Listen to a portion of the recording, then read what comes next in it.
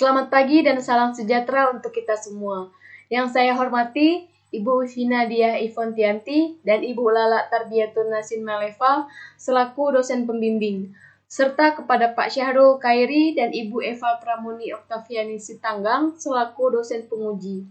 Terima kasih atas kesempatannya, karena pada hari ini saya dapat melaksanakan seminar proposal penelitian saya yang berjudul Pemanfaatan REDMAT sebagai adsorben untuk peningkatan kualitas air gambut dengan kajian variasi massa adsorben.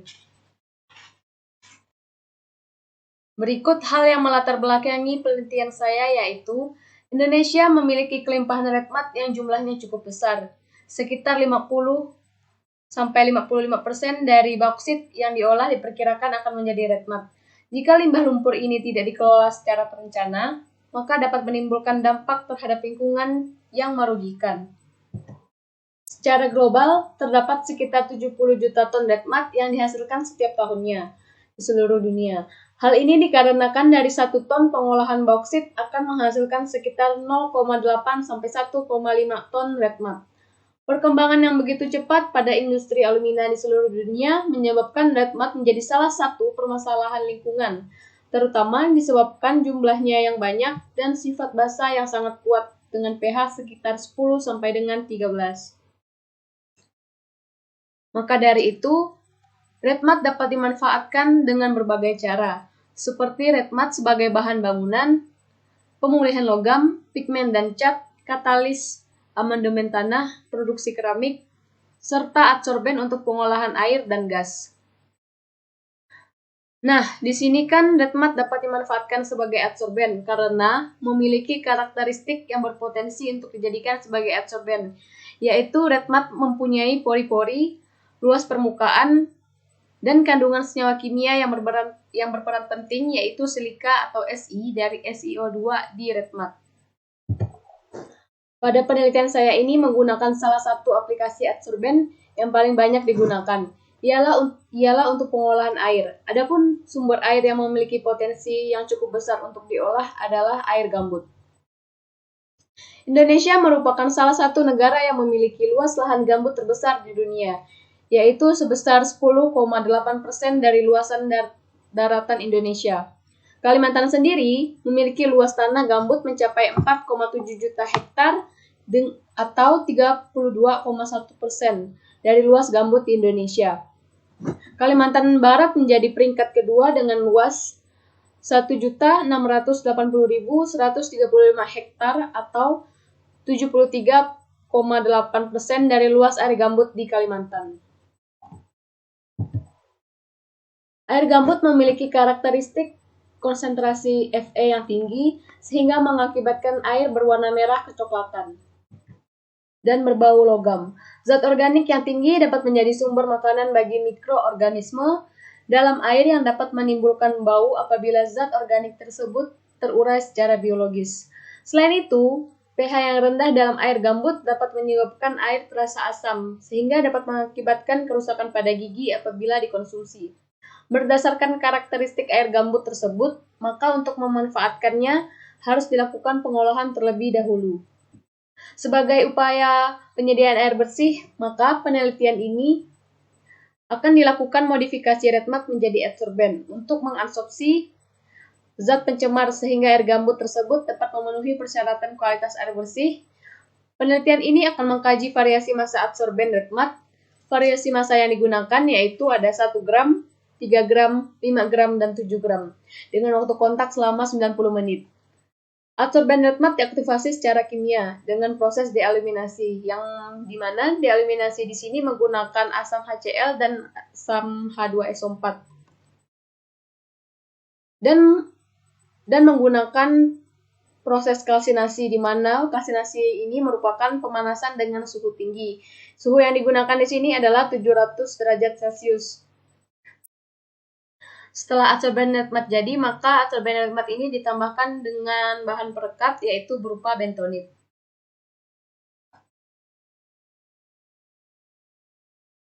Nah, sebelum kita masuk lebih lanjut tentang penelitian saya ini, maka kita harus tahu dulu sebenarnya apa sih REDMAT itu.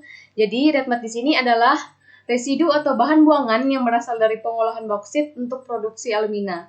Red mud merupakan salah satu permasalahan lingkungan, terutama disebabkan jumlahnya yang banyak dan sifat basa yang sangat kuat dengan pH sekitar 10 sampai dengan 13.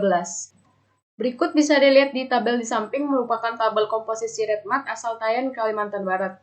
Bisa dilihat sendiri komponen-komponennya. Dengan ini nanti red mud-nya ini akan dijadikan adsorben, yang dimana adsorben merupakan zat padat yang dapat menyerap komponen tertentu dari suatu fase fluida. Adsorben biasanya menggunakan bahan-bahan yang memiliki pori-pori, sehingga proses absorpsi dapat terjadi. Untuk menjadikan red mud sebagai adsorben, maka perlu dilakukan proses dealuminasi, yang mana dealuminasi ini merupakan suatu metode modifikasi dan aktivasi secara kimia dengan tujuan pemutusan Al di dalam kerangka material, sehingga rasio Si per Al semakin meningkat. Peningkatan rasio Si per Al ini disebabkan karena melarutnya sebagian aluminium di permukaan dan kerangka red mud pada proses dealuminasi. Bisa dilihat berikut merupakan nilai energi ikatan ALO sebesar 116 kilokalori per mol dan nilai energi ikatan SiO itu sebesar 184 kilokalori per mol. Yang berarti bahwa ikatan ALO lebih lemah dibandingkan ikatan SiO, sehingga ikatan ALO lebih mudah putus setelah bereaksi dengan larutan asam. Setelah adsorben red mud terbentuk, maka selanjutnya masuk ke proses adsorpsi. Yang dimana adsorpsi merupakan proses penggumpalan substansi terlarut dalam larutan permukaan zat penyerap yang membuat masuknya bahan dan mengumpul dalam suatu zat penyerap. Jadi jenis adsorpsi yang dipakai di sini merupakan adsorpsi fisika karena adanya gaya tarik antar molekul-molekul fluida atau adsorbat dengan permukaan padat atau adsorben. Serta adsorbat dapat bergerak dari satu bagian permukaan ke bagian permukaan lain dari adsorben. Dan aplikasinya itu ke air gambut, yang dimana air gambut merupakan air permukaan yang terdapat di daerah tanah gambut yang tersebar di dataran rendah. Air gambut adalah jenis air tanah yang terbentuk dari akumulasi sisa-sisa tumbuhan yang telah membusuk. Berikut bisa dilihat di gambar di samping, terdapat kandungan di dalam air gambut yaitu asam humat dan asam sulfat. Berikut ada gambar strukturnya. Jadi, asam humat dan asam sulfat yang merupakan koloid hidrofilik, yang dimana koloid ini bersifat suka air, maka termasuk senyawa polar, sehingga mempunyai muatan negatif. Karena adanya disosiasi gugus fungsional karboksil, COOH, dan fenolik atau gugus OH. Sehingga untuk menyerap senyawa anionik ini, maka akan lebih tepat digunakan adsorben yang memiliki lapisan permukaan yang positif. Adsorben red mud ini memiliki lapisan permukaan yang positif karena sisi aktifnya tuh berupa Si+ dari senyawa SiO2. Maka bisa menarik adsorbat yang ada di air gambut tersebut. Selanjutnya ada bentonit. Bentonit ini merupakan istilah untuk lempung atau clay. Bentonit dapat digunakan sebagai bahan perekat. Perekat di sini berfungsi untuk menarik air dan membentuk tekstur yang padat atau menggabungkan antara dua atau lebih substrat yang direkat. Selanjutnya, jadi rumusan masalah di penelitian ini yaitu yang pertama, bagaimana pengaruh jenis asam larutan HCl dan H2SO4 terhadap karakteristik adsorben red mud berdasarkan analisis instrumen XRF dan GSA. Yang kedua itu bagaimana pengaruh variasi massa adsorben red mud terhadap efektivitas pengolahan air gambut berdasarkan parameter derajat keasaman pH, total organic matter atau TOM, dan logam besi atau Fe. Yang selanjutnya ada tujuan penelitian. Yang pertama itu mengetahui pengaruh jenis asam larutan HCl dan H2SO4 terhadap karakteristik adsorben red mud berdasarkan analisis instrumen XRF dan GSA. Yang kedua, mengetahui pengaruh variasi massa adsorben red mud terhadap efektivitas pengolahan air gambut berdasarkan parameter keasaman atau pH, total organic matter atau TOM, dan logam besi atau Fe. Selanjutnya, manfaat penelitian. Jadi, manfaat penelitian yang pertama itu akan memberikan kajian mengenai jenis larutan asam yang lebih baik untuk meningkatkan kapasitas absorpsi RedMud sebagai adsorben. Yang kedua itu memberikan rekomendasi mengenai variasi massa adsorben RedMud untuk meningkatkan kualitas air gambut. Berikut beberapa penelitian yang telah dilakukan oleh para peneliti. Penelitian yang pertama oleh Huang dan kawan-kawan pada tahun 2008, di sini menggunakan jenis asam HCl dan HNO3. Dengan konsentrasi yang digunakan itu 2 molar. Dengan rasio cair banding padat itu sebesar 20 ml per gram. Di mana metode yang digunakan ini adalah metode deeliminasi dengan asam yang digunakan itu asam HCl dan HNO3 yang direndam selama 24 jam. Kemudian dicuci dengan aquades dan dikeringkan semalaman pada suhu 100 derajat Celcius. Yang selanjutnya dilakukan perlakuan panas atau kalsinasi dengan suhu 700 derajat Celcius selama 5 jam. Dengan hasil penelitian yang diperoleh itu, hasil terbaik yaitu pada asam HCl dengan suhu 700 derajat Celcius dengan luas permukaannya itu 33,78 dan volume porinya itu sebesar 0,0928. Untuk penelitian yang kedua oleh Yan Zhongli dan kawan-kawan pada tahun 2006, di sini jenis asam yang digunakan itu adalah asam HCl dengan konsentrasi sebesar 0,25 molar dengan rasio cair banding padat itu sebesar 20 ml per gram. Dengan metode yang digunakan ini metode perlakuan asam.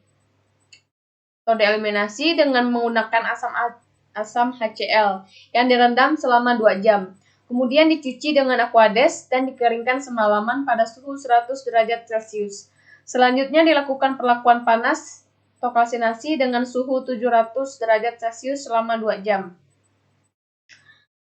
Berikut hasil penelitian ada di dalam tabel, bisa dilihat. Jadi yang paling tinggi menghasilkan luas permukaannya itu adalah RedMud dari 0,25 molar, yaitu luas permukaannya sebesar 19,35. Oke, selanjutnya penelitian ketiga ini dari Nur Adila Mutsalim dan kawan-kawan pada tahun 2018. Jenis asam yang digunakan adalah jenis asam HCl dengan konsentrasi 2 molar, di mana rasio cair banding padatnya itu sebesar 20 ml per gram. Dengan metode yang digunakan ini metode perlakuan asam atau deeliminasi dengan asam HCl yang direndam selama 24 jam. Kemudian dicuci dengan aquades dan dikeringkan semalaman pada suhu 100 derajat Celcius. Selanjutnya dilakukan perlakuan panas atau kalsinasi dengan suhu 700 derajat Celcius selama 3 jam.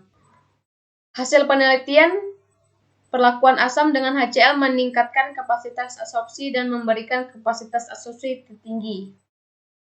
Selanjutnya, penelitian menurut Hyun Ki Pyong-ha dan kawan-kawan tahun 2011 itu jenis asam yang digunakan adalah asam H2SO4 dengan konsentrasi itu sebesar 0,4 molar sampai 1,3 molar. Dengan metode yang digunakan itu metode perlakuan asam dengan menggunakan asam HCl yang direndam selama 1-9 jam, kemudian dicuci dengan aquades dan dikeringkan semalaman pada suhu 60-90 derajat Celcius. Yang selanjutnya dilakukan perlakuan panas atau kalsinasi dengan suhu 700 derajat Celcius selama 2 jam. Dengan hasil penelitian yang didapatkan itu, kapasitas absorpsi mencapai nilai tertinggi pada 1 molar H2SO4 dan kemudian menurun. Karena ketika meningkatkan konsentrasi asam, sejumlah besar aluminium besi dialirkan oleh H2SO4 dan dikeluarkan dari struktur RedMud dan permukaan spesifik area meningkat. Kondisi optimum ini terjadi pada suhu kalsinasi 274,42 derajat Celcius dengan waktu 3,4 jam. Dengan konsentrasi molar itu sebesar 1,18 molar, H2SO4 dengan suhu reaksi 87,888 derajat Celcius selama 3 jam 93 menit. Dan luas permukaan adsorben itu sebesar 241,879 meter persegi per gram. Selanjutnya ada hipotesis penelitian. Hipotesis yang pertama, yaitu pengaruh jenis asam yang berbeda, maka akan berbeda pula kekuatan asamnya. Berdasarkan kekuatan asamnya, kekuatan asam HCl lebih besar dari H2SO4. Hal ini dapat dilihat dari tetapan disosiasinya atau Ka dan nilai energi ikatan. Oleh karena itu, HCl lebih baik dalam meningkatkan aktivitas absorpsi redmat karena kemampuannya yang dapat menghilangkan pengotor-pengotor pada permukaan redmat. Dan redmat hasil modifikasi ini memiliki rasio Si per Al yang tinggi, sehingga dapat meningkatkan struktur pori redmat agar lebih terbuka. Akibatnya, luas permukaan adsorben redmat meningkat pada saat proses dealuminasi. Hipotesis yang kedua, semakin besar massa adsorben redmat, maka akan semakin besar jumlah adsorbent yang diserap pada permukaan adsorben, sehingga dapat meningkatkan efektivitas pengolahan air gambut yang dilihat dari hasil uji parameter pH, total organic matter atau TOM, dan logam Fe. Selanjutnya ada metodologi penelitian yang dimana penelitian ini akan dilaksanakan pada bulan Agustus sampai dengan Desember 2021. Dan tempat penelitiannya akan dilakukan yang pertama itu di Laboratorium Teknik Kimia Dasar Fakultas Teknik Universitas Tanjung Pura. Yang kedua, Laboratorium Keilmuan Dasar Universitas Tanjung Pura. Dan yang ketiga, di Balai Riset dan Standarisasi Industri Kota Pontianak. Untuk alatnya bisa dilihat di dalam tabel. Dan berikut bahan yang digunakan itu ada air gambut, aquades, asam klorida atau HCl, asam sulfat atau H2SO4, bentonit, dan redmat.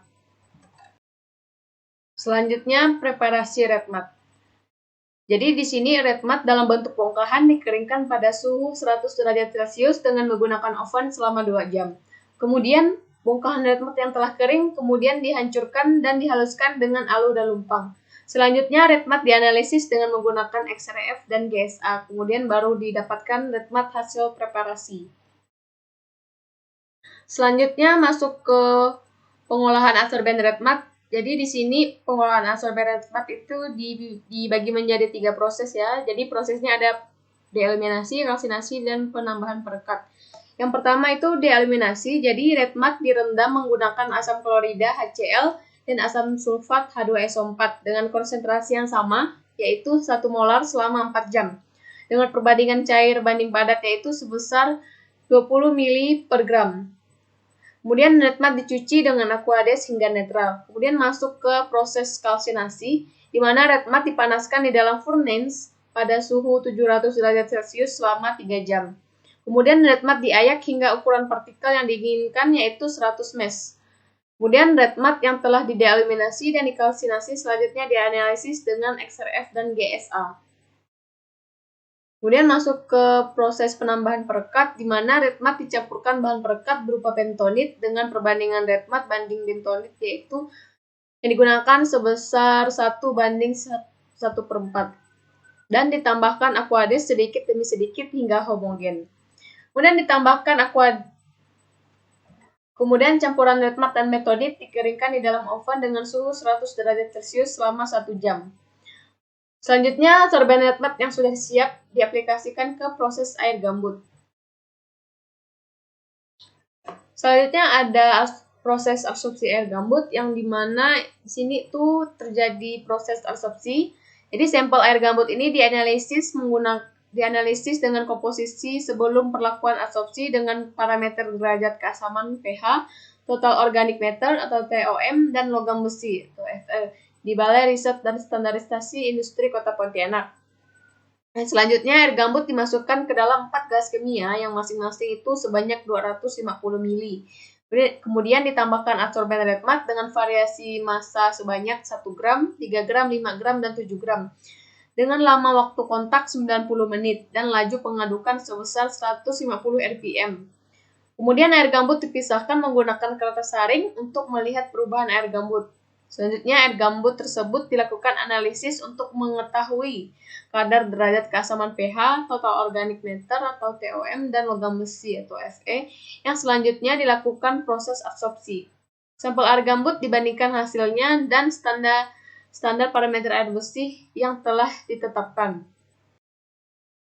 Sekian pemaparan proposal penelitian saya. Atas waktu dan perhatiannya, saya ucapkan terima kasih.